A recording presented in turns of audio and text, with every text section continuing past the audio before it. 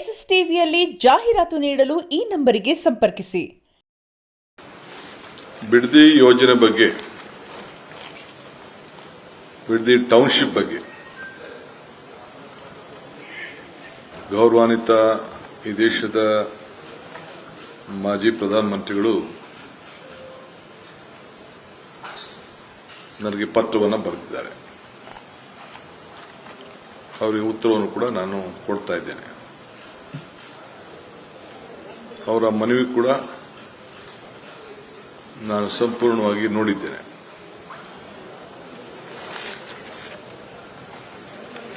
ಏನು ಮಾಜಿ ಮುಖ್ಯಮಂತ್ರಿ ಅಂತ ಅವರ ಸುಪುತ್ರರ ಪ್ರೆಸ್ ಕಾನ್ಫರೆನ್ಸ್ ಕೂಡ ಕೆಲವು ಪ್ರೆಸ್ ಕಾನ್ಫರೆನ್ಸ್ಗಳನ್ನ ಮಾಧ್ಯಮದಲ್ಲಿ ಗಮನಿಸಿದ್ದೇನೆ. ನಿನ್ನೆ ಬಿಡದಿಯಲ್ಲಿ ನಡೆದಂತ ಘಟನೆ ನನ್ನ ಮನಸ್ಸಿಗೆ ಬಹಳ ನೋವಾಗಿದೆ. ರಾಜಕೀಯವಾಗಿ ಪ್ರೇರಿತವಾಗಿ ನಡೀತಿರುವಂತ ಒಂದು ಕುಮ್ಮಕ್ಕಿನಿಂದ ನಮ್ಮ ಅಧಿಕಾರಿಗಳಿಗೆ ಬೇಕಾದಷ್ಟು ತಂದೆಯಾದಂಥ ಪಾಪ ರೈತರನ್ನ ತಪ್ಪುದಾರಿಗಿಡಿಯುವಂತ ಒಂದು ವ್ಯವಸ್ಥೆ, ದೊಡ್ಡ ಸಂಚು ನಡೀತಾ ಇದೆ.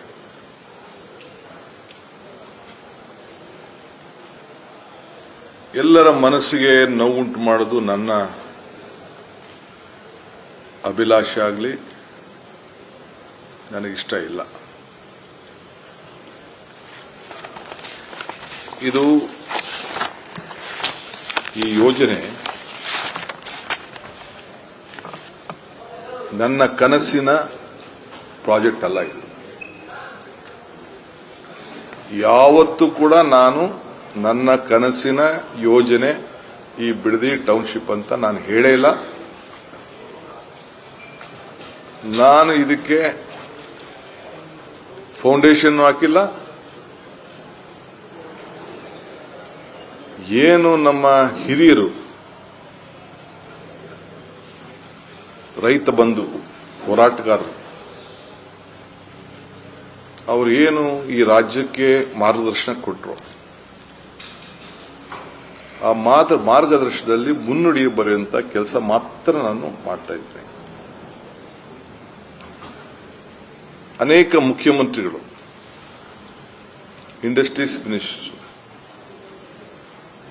ಏನು ತೀರ್ಮಾನಗಳನ್ನು ಮಾಡ್ಕೊಂಡು ಬಂದರು, ಅದನ್ನು ನಾನು ಮುಂದುವರಿಸಿ ಅಂತ ಹೇಳಿದ್ದೇನೆ.